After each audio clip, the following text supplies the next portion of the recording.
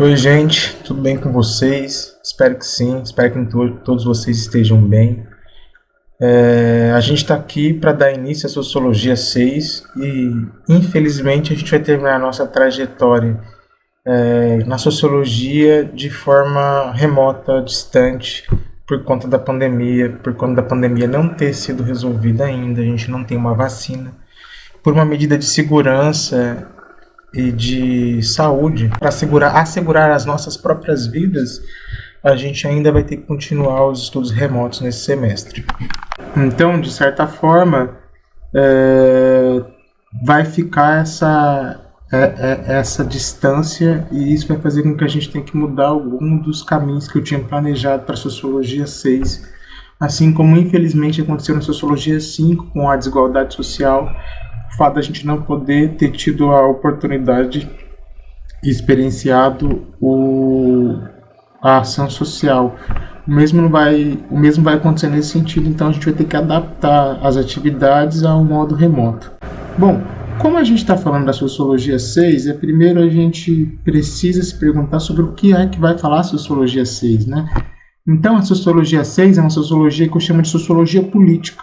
Eu sempre tenho a felicidade ou infelicidade, depende do ponto de vista, mas eu acho que a felicidade é de que a Sociologia 6 caia no segundo semestre e sempre isso acontece com algumas turmas, como no caso de vocês, num ano de eleição, porque a eleição é sempre no segundo semestre. Então, seja ela presidencial ou municipais, como a gente vai ter agora, estaduais, né?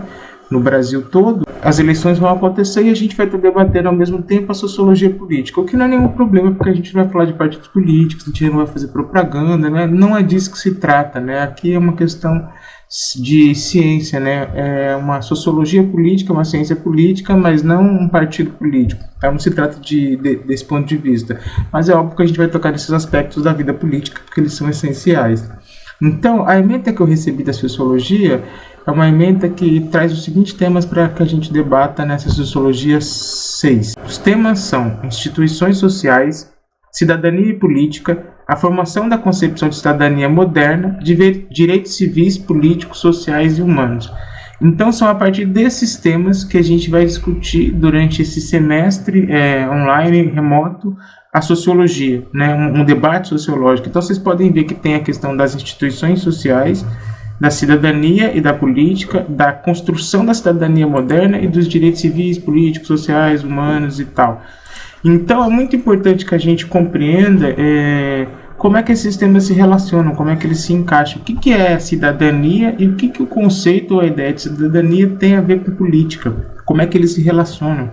Então, para iniciar esse percurso, a gente vai ter que primeiro entender a questão dos direitos. Bom, então a gente vai discutir qual a diferença que existe, para início de conversa, né, entre direitos sociais, políticos, humanos e civis. O que são direitos civis, o que são direitos sociais, o que são direitos humanos e o que são direitos políticos, né? Como eles se configuram de forma diferente.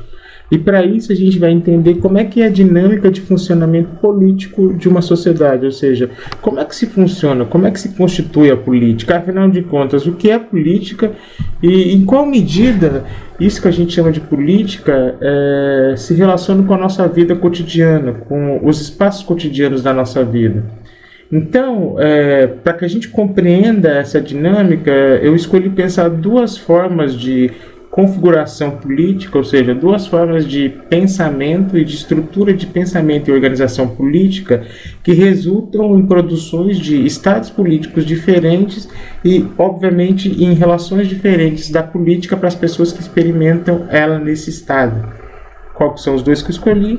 Né? O autoritarismo ou as ditaduras, e aí a gente vai falar um pouco sobre o que é a política autoritária ou o que são regimes autoritários e ditatoriais e porque todo regime ditatorial é um regime autoritário, e no outro polo a gente vai discutir a democracia, o que é uma democracia, por que as democracias existem e talvez porque as democracias sejam melhores, ou com certeza porque as democracias são melhores do que sistemas ditatoriais e autoritários.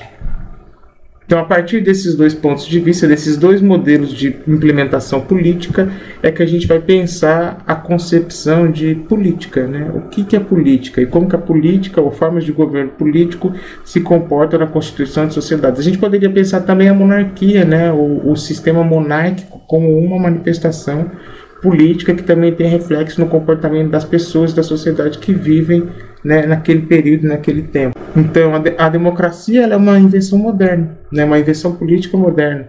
E a gente experimenta no Brasil um regime democrático.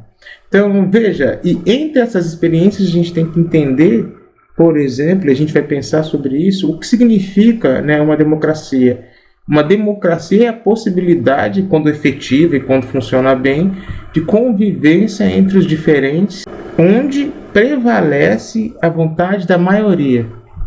Tem um autor que chama-se Alex Tocqueville. O Tocqueville ele é mais pesado, assim, faz uma reflexão dizendo que, na verdade, a democracia é a tirania da maioria. E ele traz o conceito de tirania, que pode às vezes ser confundido com o de autoritarismo, tem semelhanças, mas não são a mesma coisa. E aí ele diz que a democracia é a tirania da maioria, ou seja, as pessoas são obrigadas a, num regime democrático, conviver com a decisão da maioria, mas elas têm, ao mesmo tempo, diferente de um regime autoritário, o direito de falar que elas não concordam com aquilo. Então veja, uma democracia político-partidária como a do Brasil, e dentro do regime de constituição partidária do Brasil, por exemplo, permite que a gente caminhe dentro dos espectros políticos e ideológicos que a gente conhece. Então, a democracia permite os extremos, a extrema-direita e a extrema-esquerda. Então, tanto a extrema-direita quanto a extrema-esquerda podem chegar ao poder através de um processo democrático. O Brasil é um exemplo disso. Os Estados Unidos é um exemplo disso, e uma outra série de exemplos históricos anteriores a esse nos mostram que as democracias, nos regimes democráticos, por serem democráticos, a gente tem a possibilidade de experienciar por períodos políticos de extremos, seja extrema-direita ou extrema-esquerda. Além da extrema-direita ou extrema-esquerda, a gente também tem, né, a direita e a esquerda, ou a centro-direita e a centro-esquerda, ou o próprio centro, você percebe? E dentro da democracia, todas essas são possibilidades. Então a gente não pode reclamar, eu estou vivendo numa extrema-direita. Bom, o país, a forma como ele está, se a gente não concorda, se vocês não concordam, ou se concordam, é esse o lance, a gente está numa democracia. Mesmo que tenhamos problemas com as instâncias democráticas e que elas não estejam atingindo todas as vias do país, a presidência da República é legítima porque foi escolhida numa eleição democrática. Então, o exercício político, e o exercício político é muito maior do que a política enquanto governo. Então, um dos grandes erros que a gente tem, que a sociologia política vai nos ensinar, é não resumir a ideia de política a partidos políticos, ou a governos e a governantes. Então, não personificar a história da política ou a ideia da política nesses sujeitos. Então, política não é só o vereador, o deputado, o senador, o presidente, a Câmara, o Congresso. A política se exerce na educação, a política se exerce na saúde, ela se exerce em todos os outros âmbitos, inclusive na nossa vida cotidiana. O exercício político ele é cotidiano e ele atravessa a nossa vida. Então, qualquer decisão política muda também a forma como a política afeta a nossa vida. Então, veja, a mudança de um governo e um espectro ideológico, como aconteceu no Brasil, que sai de uma centro-esquerda petista e vai para um centro-direita, passa por uma transição num processo complicado político de impeachment da Dilma Rousseff, com o Michel Temer, ele chega ao governo do Bolsonaro atualmente através de um processo de eleições. Esse processo democrático, né, mostra que a gente sai de um regime de uma centro-esquerda que estava no país há muito tempo e chega a uma extrema-direita. Né? Mostra que há anseios ou movimentos políticos no Brasil que levaram a essa mudança de configuração política. E aí entra a ideia dos movimentos sociais, ou seja, os movimentos sociais também são parte da política. Então a política não é só o prefeito, o governador, o vereador, o presidente, o senador. A política também acontece também nas pequenas instâncias, né? em todas essas governanças que atravessam a vida. Então, a política tem resultados, inclusive, na nossa vida cotidiana. Então, resumir a política a essas figuras é um erro. É um erro grave, a gente tem que pensar por isso. E nem tampouco resumir a política aos partidos. Os movimentos sociais são exatamente o quê? Instâncias políticas que vão lutar por aquilo que a política comum não garante. Então veja, muitas das conquistas políticas que o movimento negro tem advém da luta política de um movimento social. Então aí a gente vai chegar nos movimentos sociais. Aí essa parte massa, a gente vai estudar que os movimentos sociais também são o quê? Agentes políticos. Eles também fazem política. E a gente vai entender qual a diferença entre os vários tipos de movimento social que tem, como é que eles se criam, como é que é a estrutura de um movimento social, como é que funciona um movimento social. Né? Então a gente tem uma série de movimentos sociais, como o movimento negro, o movimento feminista, o movimento indígena. O movimento de supremacia branca nos Estados Unidos é um movimento social também. Né? Então a gente tem no Brasil, eu tinha no Brasil uma vaga ideia, inclusive uma ideia errônea, de associar movimentos sociais ao espectro político ideológico. Não, a gente pode ter uma série de movimentos sociais associados ao espectro político ideológico da direita. A questão do impeachment no Brasil da Dilma Rousseff, do movimento que apoia o Jair Bolsonaro, deixa isso muito claro. Então, os movimentos sociais eles não são exclusividade da esquerda. Então, o movimento social não é só o MST, o movimento negro, o movimento feminista. Né? Não, tem, inclusive, o movimento das mulheres contra o aborto. Né? Há movimentos de direitas conservadores também. Então, os movimentos sociais eles são legítimos porque eles emergem de vontades da população e aí eles começam a travar lutas, né, embates políticos. E é esse o caminho que a gente vai percorrer durante esse nosso semestre. Né? E a gente vai trabalhar com aquele mesmo esquema, né? Uma prova, um trabalho, uma prova, um trabalho.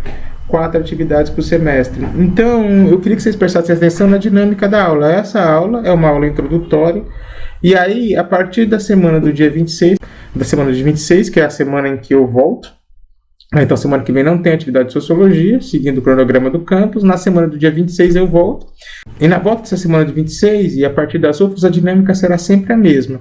Né? Eu vou postar um vídeo e junto com esse vídeo eu vou postar um texto. Então a ideia é que vocês leiam a semana, leiam o texto e assistam o vídeo. O vídeo vai ser sempre um vídeo curto, de no máximo 15 minutos, de acordo com as diretrizes que o Campus Três Lagoas deu aos professores. Então, como a aula é de 45 minutos, um terço da aula, 15 minutos, o máximo de um vídeo e um texto para vocês lerem. Então, são complementares. Essas duas coisas vocês vão ter que fazer nas semanas. Então, nas próximas semanas serão isso. Quando a gente terminar o conteúdo dos direitos civis, humanos, sociais e políticos, a gente vai fazer uma prova. Aí eu vos aviso. Aí, na semana da prova, a gente não tem vídeo nem texto. A gente tem prova.